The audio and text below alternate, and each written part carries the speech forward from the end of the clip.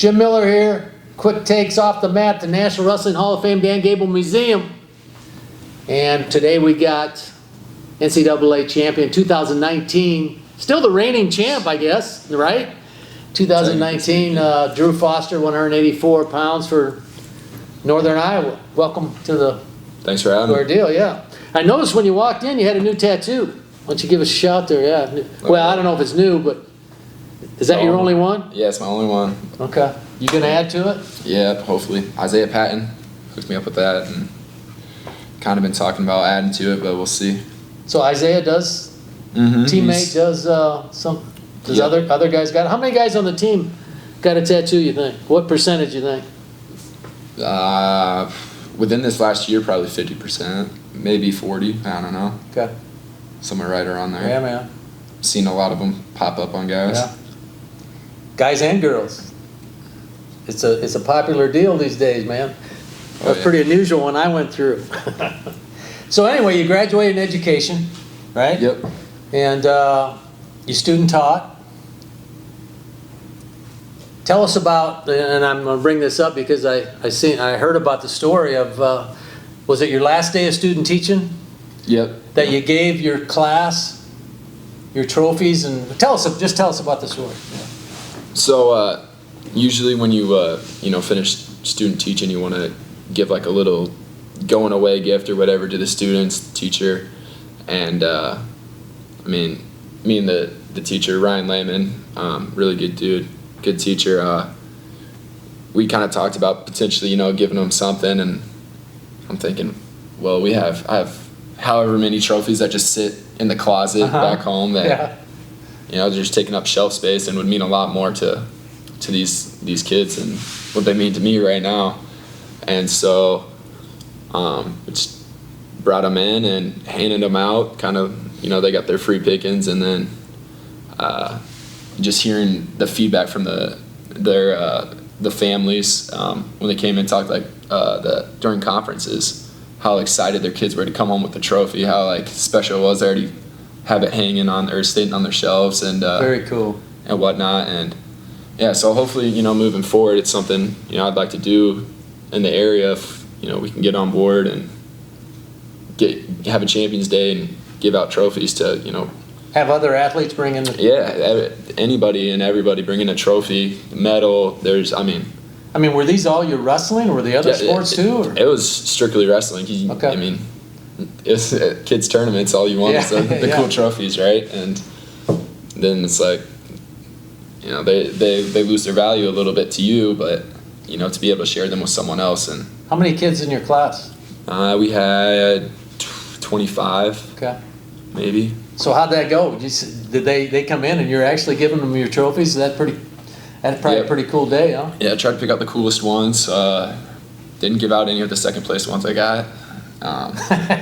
Couldn't let them think that I was out there losing or whatnot, but just kidding. So, right now you're competing, right? You're planning on competing in the near future. Well, how do you see your career path after that? Are you going to do you want to be a teacher, coach? What do you think? Well, I want to be subbing in the meantime as I'm competing. Sure. But I would love to coach. I think coaching and teaching have a lot of similarities, and the biggest reason I want to be a teacher or a coach is to impact lives and kind of shape people, be a role model, be that person that maybe they just need at that point in their life. Okay. I've had a lot of good experiences from when I was young to going through college to now with good mentors, coaches, teachers. So I want to, have that impact on somebody. Okay. So 2019, you win the national championship. Has things changed for you since then at all? Have you noticed, is there more attention, or people want to talk to you? Or tell us about that. Well, a lot more people want to talk to me, try to reach out to me and whatnot. I know initially it was overwhelming, and I had a lot of people reaching out in different ways that I didn't even know I was getting reached out to. I think on Facebook or whatever, there's if they're not your friend, there's private messages somewhere, and you had to go through the loop to find them. Randomly found them probably 6 months later. Wow. It's oh, I'm sorry, I didn't respond or whatnot. But it's a lot of attention, and so it's good attention. So it's like, how do you use that, a little bit of a platform you have, and how do you represent yourself, and then how am I representing you and I in that way, and then Sure. So I mean, it's a good thing, and I'm trying to do well with it. Mm-hmm. Well, tell us about you. I mean, you and I, obviously you had a great career. Now you're in the Panther Wrestling Club. Tell us about what's it look like coming up the next year or so? So we have Taylor Lujan now too. So, I mean, we're same size guys, so we kind of have like almost contradicting styles and like how we wrestle. And so it's really good to, have that partner, for both of us that can push each other and give each other certain feels, and just make the jump, continue to make the jump. I know right now I've been putting in a lot of mat time, a lot of weight time, to make a jump, and I'm feeling really good in my wrestling. If things go right, COVID-19, all that stuff, what kind of competition, what are you looking for calendar-wise? When's something coming up that you hope to be able to compete in? Well, I guess I don't know if they're gonna, for the cycle, if they're gonna do like a complete reset, because you got guys that, like Frank Molinaro, who is retired now, but he was qualified for the trials. So I don't know if they're going to just do like a last chance qualifier, or if they're going to go through the same process that they did last year. So, I mean, I'll be ready to go for whatever comes. And if the Olympics ends up being a wash, then it's, your world championships. And so that's, I'm preparing for whatever's coming. So hopefully soon you can get back on the mat on a regular basis. I mean, I know you're probably waiting to work out at UNI. So far, yeah, nothing official, right? I mean, so is there a date set yet or not that you can get back in there? I've heard rumblings, and I know I think the NCAA, what did they say? You could start doing voluntary workouts as of 2 days ago. But then I think it's a lot on your university and their approach, and you got to be safe as a university. So I don't really know how they're going to go about it, but I don't think anytime soon there's going to be a lot of contact. Yeah. At least in like in a college room. So yeah, we'll see how it goes. Okay. Well, tell us something you're passionate about off the mat. I mean, does something just pop into your mind? Well, I mean, I really like to just be around my family. Any chance I get, they're my friends. I mean, being up here, I'm like 2.5 hours away from, where I grew up, my family. And what's nice with this quarantine, a blessing in disguise a little bit is I get more time to go visit, go help out around the house and whatnot, just be around my family. And then my friends as well. Can't really do the things I always want to do with my friends right now, with places being closed, but just being around people, hanging out, whether it's going playing a game of golf, hanging out in the yard, Sure. Getting to a pool. Well, you got a little brother, right? Is that the only sibling? Yep. He technically graduated. They're actually gonna keep doing. They're gonna have their graduation in July, so we're gonna do a little party for him back home, and then he's gonna go to Western Illinois.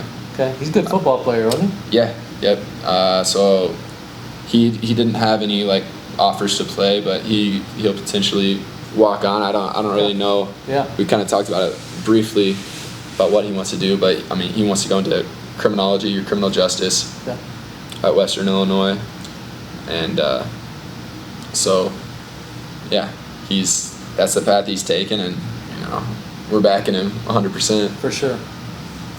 Well, how about something funny that you can share? I mean, we talked about a number of things over the last few years, but can you pick out something that maybe on a road trip or something that was? Yeah, so we were actually on a trip I think it was right before Christmas time too, to Central Michigan. We ended up winning the duel. On our way back, we were probably 30 minutes out from Cedar Falls Tops, and next thing you know, you hear someone perk their head up, and then just Tanner Rowetter goes, "I think we're sideways." On the bus? We're on the bus. We're on the bus, And everyone's like, what? I remember looking back, I'm in the back, seeing sparks flying. I'm like, what the heck? And then next thing you know, we're in like the median between the like two sides of the highway, hitting all these bumps, and then running through a sign. We're on the other side of the road, turn the other way, and somehow our driver did a great job straightening us out and, you know, saved all of our lives or anyone from getting hurt. But I mean, some guys were asleep. We had one of those sleeper buses, you know, where it turns into bunk beds, and, you know, some guys were asleep on there, just getting woken up to that. I can only imagine. I was just in the back seat, as if luckily I was up and talking, but I remember going on these numbers trying to find anything, so I'm not going to be rolling around. But yeah, we kept it going, and then, you know, a 20-minute, 30-minute drive turned into like an hour and a half the rest of the way home. I mean, how did he get back on the other side of the road then? We crossed like one of those like where the police park or whatever, or sheriffs, or. I mean, after you realize you're safe, do people start cheering or anything, or what? I don't remember that part. We should have. I know when we got off the bus, everyone told him like, "Good job," like, "Thanks," and he bus driver's standing there like this, and he's probably just shook. We had a crack in the windshield, and it was an experience, but, you know, luckily we kept her on all the wheels. Wow, that could have been a tough situation. Yeah. You got to bring him back. I don't think. Yeah, you might have Booster quit. of the year or something. You might have quit driving after that. Thanks for joining us. Quick Takes Off the Mat, National Wrestling Hall of Fame, Dan Gable Museum with Drew Foster.